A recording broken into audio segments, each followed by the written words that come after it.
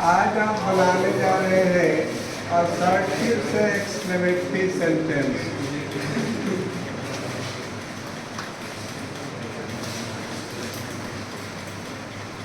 Assertive से exclamatory sentence बनाएंगे हम लोग। पहला रूल है इसमें कि यदि असर्टिव सेंटेंस में वेरी या ग्रेट दिया हो, वेरी या ग्रेट दिया हो तो इनके स्थान पर हाउ या वाट लिखा जाता है।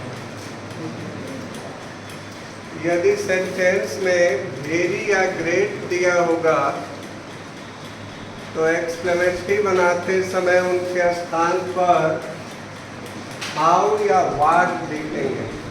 ध्यान रखिएगा, आप कैसे जानेंगे कि कब हाउ लिखेंगे और कब वाट लिखेंगे। ये जानने के लिए आपको ध्यान देना होगा कि यदि सेंटेंस में ए दिया हो तब तो वाट से बनाइएगा, यदि ए नहीं दिया हो तो हाउ से बनाइएगा। ठीक है, ध्यान रखेंगे कि यदि सेंटेंस में ए दिया हो तो वाट से बनेगा, ए नहीं दिया हो तो हाउ से बनेगा। आइए देखिए, पहला सेंटेंस है the music is very sweet. जब हम इसका एक्सक्लेमेटरी बनाएंगे तो हम देख पा रहे हैं कि आप वेरी दिया है और वेरी के स्थान पर हाउ वाट दोनों लिखा जाता है, तो कौन सा लिखें? इसके लिए आप देखिए कि सेंटेंस में ए है या नहीं है। इस सेंटेंस में ए नहीं दिया है, इसका मतलब कि हम किससे बनाएंगे? हाउ से। तो वेरी के स्थान पर हाउ लिख दिए, स्वीट को उतार दिए, how sweet. The music is को लास्ट में भेज दीजिए, how sweet the music is. Mark of exclamation दीजिएगा क्योंकि आप बना रहे हैं एक्सक्लेमेटरी सेंटेंस। ठीक है, दूसरा सेंटेंस है कि यू आर अ ग्रेट फूल। हम देख पा रहे हैं इसमें ग्रेट दिया है, ग्रेट के स्थान पर भी हाउ वाट लिखा जाता है। अब कौन सा लिखें? तो इस सेंटेंस में ए दिया है, इसलिए किससे बनाएंगे? वाट से। तो ग्रेट के स्थान पर वाट लिख लिए, what of fool, what of fool. You are को लास्ट में भेज दीजिए, मार्क का एक्सक्लेमेशन दे दीजिए। हमारा सेंटेंस बन गया कि वाट ऑफ फूल यू आर। ये सारा एक्सक्लेमेटरी बनता जा रहा है। ठीक है, तीसरा दिया है कि the weather is very fine. हम देख पा रहे हैं कि इसमें वेरी शब्द दिया है, अतः हाउ वाट से बनाएंगे। ए नहीं दिया है, इसलिए इसको बनाइएगा हाउ से। तो वेरी के स्थान पर हाउ लिख लिए, फाइन को उतार लिए, how fine the weather is को लास्ट में भेज दीजिए, द वेदर इज, मार्क का एक्सक्लेमेशन दे दीजिए। The weather is very fine बदल गया how fine the weather is. कभी कभी ऐसा भी होता है कि वेरी ग्रेट वंडरफुल नहीं देता है। कभी ऐसा सेंटेंस दे दिया हो जिसमें न तो वेरी दिया हो, न ग्रेट दिया हो, न वंडरफुल दिया हो, और ऐसे सेंटेंस को एक्सक्लेमेटरी सेंटेंस बनाना पड़े तब भी बनाएंगे हम लोग, हाउ या वाट से ही बनाएंगे। अंतर इतना ही है कि ए दिया है, इसलिए किससे बनाएंगे? वाट से। वाट अ शेमफुल बिहेवियर, वाट अ शेमफुल बिहेवियर। एक एज पहले है तो एक एज को लास्ट में भेज दीजिए, मार्क का एक्सक्लेमेशन दे दीजिए।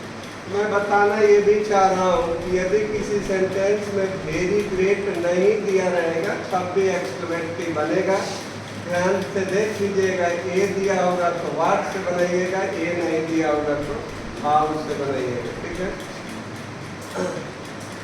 लेकिन दूसरा रूल है इसका कि यदि it is the matter of joy that आ जाए या इट इज जॉयफुल दैट आ जाए तो इसके स्थान पर हुर्रे शब्द लिखा जाता है।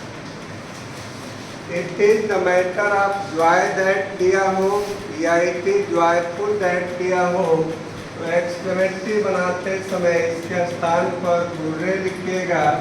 जबकि इट इज सैड दैट दिया हो, इट इज सैड दैट, ठीक ना, इट इज सैड दैट दिया हो या it is the matter of sad that दिया हो तो इसके स्थान पर अलास लिखा जाता है। आइए देख लीजिए, सेंटेंस के प्रारंभ में it is the matter of joy that दिया है अर्थात एक्सक्लेमेटरी बनाते समय इसके स्थान पर हुर्रे लिखिएगा, मार्क ऑफ एक्सक्लेमेशन दीजिएगा, बाकी सेम टू सेम उतार देंगे। हम भी लिख दिए कि India had one the match, India had one the match. लेकिन अगर it is the matter of sad that दिया हो तो इसके स्थान पर अलास लिखिएगा, मार्क ऑफ एक्सक्लेमेशन दीजिएगा और बाकी सेम टू सेम उतार दीजिएगा। I had last my book. ये रूल नंबर 2 है कि यदि it is the matter of joy that दिया हो या इट इज जॉयफुल दैट दिया हो तो उसके स्थान पर हुर्रे लिखेंगे और it is the sad that या it is the matter of sad that दिया हो तो इसके स्थान पर अलास लिख लीजिएगा। तीसरा रूल देखो, तीसरा रूल होता है कि यदि it is the matter of phrase that दिया हो, it is the matter of phrase that दिया हो तो इसके स्थान पर ब्रेवो शब्द लिखा जाता है।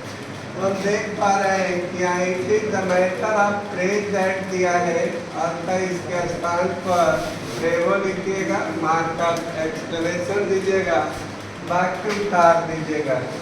You have cracked, you have cracked the exam. लेकिन अगला रूल है रूल नंबर 4 कि यदि सेंटेंस में विश आ जाता है तो विश के स्थान पर ओ, ए, वुड या कुड लिखा जाता है। ध्यान रखेंगे, यदि सेंटेंस में विश दिया हो तो एक्सक्लेमेटरी बनाते समय इसके स्थान पर ओ, ए, वुड या कुड लिखेंगे। मैं विश के स्थान पर ओ लिख दिया, बाकी उतार देंगे। O that I were young again, last में मार्क का एक्सक्लेमेशन दे दीजिएगा क्योंकि एक्सक्लेमेटरी बना रहे हैं। अगला रूल है कि यदि इट इज स्टेज दैट आ जाए, यदि सेंटेंस के प्रारंभ में इट इज स्टेज दैट आएगा तो इसके स्थान पर इंफिनिटिव टू थिंक ऑफ लिखा जाता है।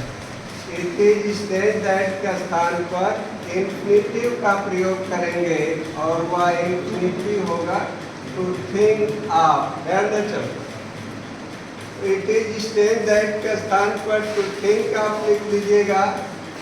नॉमिनेटिव केस को पॉजेसिव केस में बदलिएगा, नॉमिनेटिव केस को पॉजेसिव केस में बदल दीजिएगा। शुड को हटा दीजिएगा, वर्ब में आईएनजी जोड़ दीजिएगा। Meeting, me, here, mark of exclamation दे दीजिएगा। तो to think of is meeting me here. Clear है? नोट कर लीजिए।